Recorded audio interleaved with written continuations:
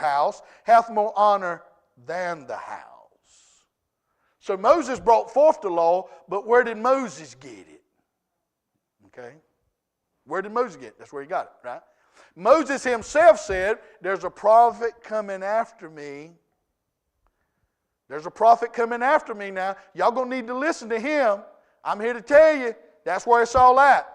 Now, how about Aaron? We know Aaron, Moses' brother. He was made what? The high priest. Okay?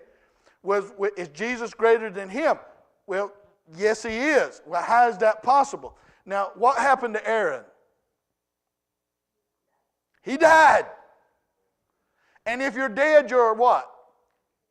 You're dead. Somebody go get 42 Mountain Dews and pass them out. Okay. All right. So Aaron's priesthood, regardless how good Aaron was, and we know Aaron had some issues, right? He made the molten calf. They gave him this gold, and out popped the calf, right? Now, he was easily moved by the people, okay? Because he didn't know who was greater. Now, he heard God, he saw God, he witnessed all those things, but folks, we're finite. We're corruptible. We can mess up in just a skinny second. It don't take us long at all. Any pressure, a lot of times, we'll fold up like a lawn chair. So you've got to live in that he's the greatest. You've got to live in that the book's the book. You've got to live in prayer matters. You've got to live in that Jesus is the Christ and God is holy, holy, holy. You've got to live in that when sometimes, no, all the time, 24/7, 365, you've got to live in that or you will fall and yield because of the flesh that you're in, right? Now here's the thing about Aaron. Jesus is a high priest who never dies. You say, Eddie, he died on the cross. Well, how long is he still dead? Right? He died to pay the sin debt, so he's greater than sin, but he's also greater than Aaron because he was a prophet. Now he's what? What role does he have right now? High priest. He's the heavenly high priest. He's the advocate for us right now.